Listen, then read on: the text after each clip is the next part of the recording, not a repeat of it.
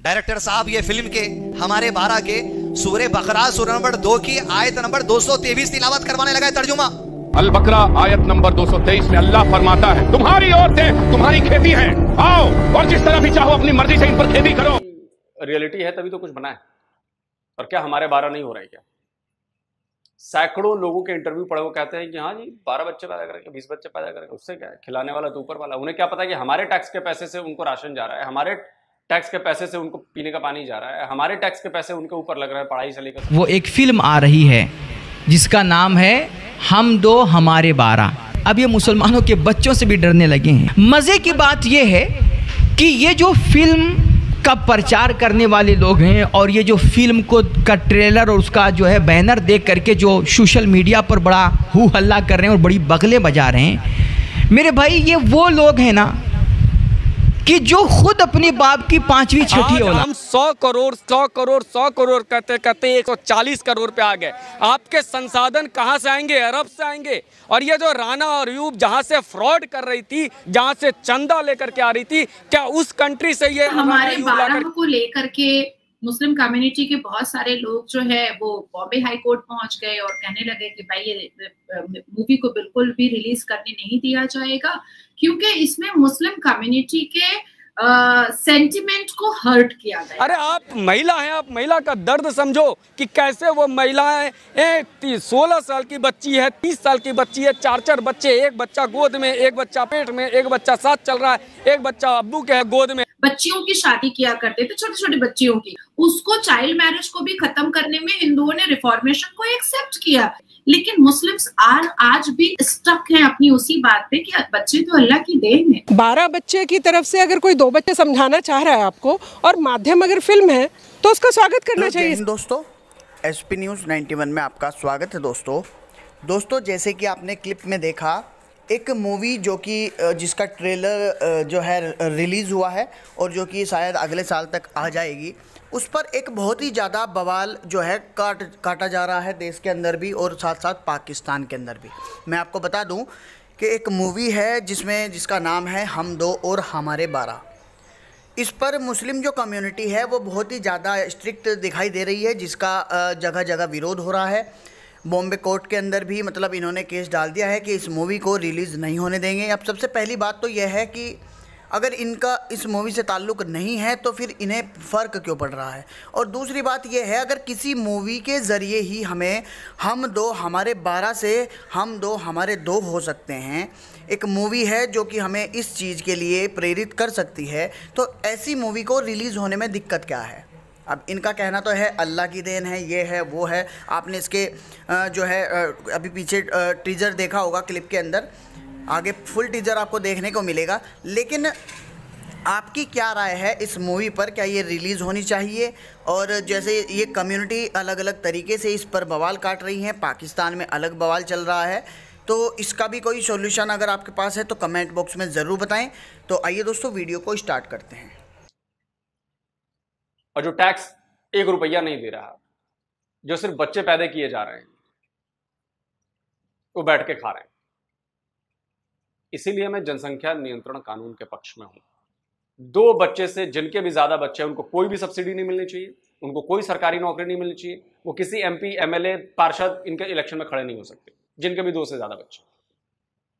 और ये करना पड़ेगा, तभी ये देश बचेगा। बात किसी रिलीजन की नहीं है, संसाधन सीमित हैं और आप जानबूझकर खाने वालों की संख्या बढ़ाते जा रहे हैं। उसके बाद कहेंगे कि बेरोजगारी हो गई है जी, तो ये हो गया जी, तो नौकरी नहीं मिलती जी, तो ये नहीं हो गया।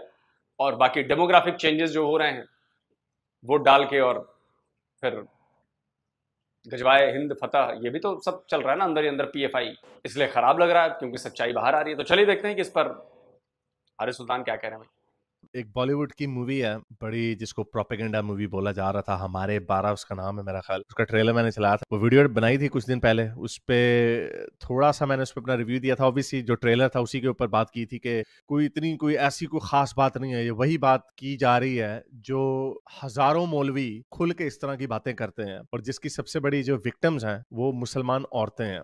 तो बहुत सारे जो हमारे लिबरल लोग हैं और कुछ बहुत सारे इस तरह के जो वर्च्यू सिग्नलिंग करने वाले सेल्फ राइचियस लोग हैं, जो पैथोलॉजिकल अल्ट्रुइस्ट मुझे तब भी बात समझ में नहीं आई मुसलमानों की। अच्छा, मुझे अर्जुन जी बिल्कुल समझ में नहीं आता है कि यूसीसी की बात हो तो भारत के मुसलमान परेशान हो जाते हैं, पॉपुलेशन कंट्रोल की बात हो तो भारत के मुसलमान परेशान हो जाते हैं, संविधान को एक विधान एक संविधान करने की बात हो तो भारत के मुसलमान परेशान हो जाते हैं, सिटीजनशिप अमेंडमेंट एक्ट इम्प्लीमेंटेशन करके जो हिंदू बाहर देशों में अत्याचारित हो रहे हैं उनको ला करके यहाँ पर नागरिकता देने की बात हो तो भारत के मुसलमान पर परेशान हो जाते हैं, एनआरसी के तहत जो घुसपैठियां हमारे भारत में घुसे हुए उनको निकालने की बात हो तो भारत के मुसलमान परेशान हो जाते हैं। अच्छा, ये जो विक्टिम कार्ड है ये कब तक खेलते रहेंगे? आज अगर मैं शिक्षित नहीं होती और मैं ये कहती रहती अरे मुझे तो नौकरी नहीं मिल रही है, अरे मेरे घर में तो गरीबी है, अरे मुझे गरीबी हटाने के लिए अपने आप को शिक्षित करना पड़ेगा, तब जाकर के गरीबी हटेगी। मेरी फैमिली में जितने लोग हैं सब अर्निंग है, तो गरीबी हमें नहीं टच कर सकती है क्योंकि सब शिक्षित है। देखिए, हमारे 12 के जो अभी जो जजमेंट आया है और मात्र 3-3.5 घंटे पहले आया है, बॉम्बे हाईकोर्ट ने बिल्कुल साफ तरीके से कहा है कि पिक्चर रिलीज की जाए और किसी भी धर्म या मजहब के सेंटिमेंट्स को बिल्कुल भी हर्ट नहीं किया गया है।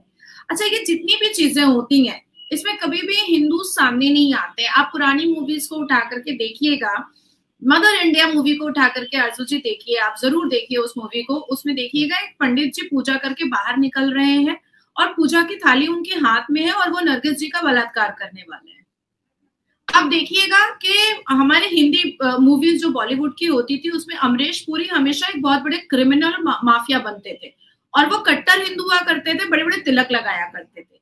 अपने हीरो के एक्टिंग से बाहर निकलने के बाद संजय दत्त हमेशा क्रिमिनल का रोल करने लगे जब वो जेल वेल से वापस आ गए, और उसमें भी दिखाया गया कि वो आरती कर रहे हैं संजय दत्त और बहुत पाठ पूजा कर रहे हैं और उसके बाद फिर वो किसी का मर्डर करने के लिए जा रहे हैं। हमने कई बार देखा कि अमिताभ बच्चन जी को शिकायत सिर्फ और सिर्फ हिंदू धर्म से थी और किसी ना किसी देवी माँ से थी और वो मंदिरों में अपना माथा फोड़ते रहते थे। लेकिन इतनी ज्यादा आपत्तिजनक मूवीज बनाने के बावजूद और इतना ज्यादा सनातन धर्म को डिफेम करने के बावजूद जो बॉलीवुड के द्वारा हुआ, कभी भी बॉलीवुड के खिलाफ हिंदू कभी कोर्ट तक नहीं गए कि ये हमारे धर्म को आघात पहुंचा रहा है।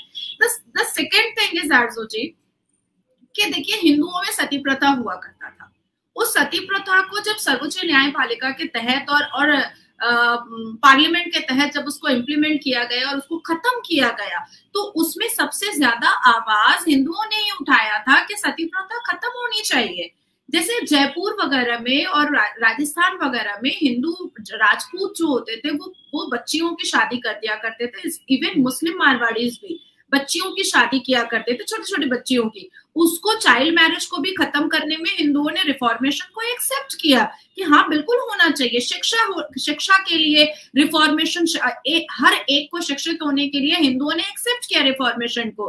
तो मुझे ऐसा लगता है कि हर धर्म में, आप सिख में चले जाइए, ईसाई में चले जाइए, बौद्ध में चले जाइए, हिंदूज में चले जाइए, एक सिनेरियो था, एक वक्त था, एक ईरा था जब सब कोई ज्यादा बच्चे पैदा करते थे। लेकिन उसके बाद धीरे धीरे लोग रिफॉर्म होने लगे और लोगों ने ये सोचा कि हमारे दो ही बेटर है, तो हम बच्चों को अच्छी तालीम दे पाएंगे, अच्छा उनको अपब्रिंगिंग दे पाएंगे, उनको भरपेट एजुकेशन दे पाएंगे, तो इसके लिए बेटर होगा कि हम कम बच्चे पैदा करें।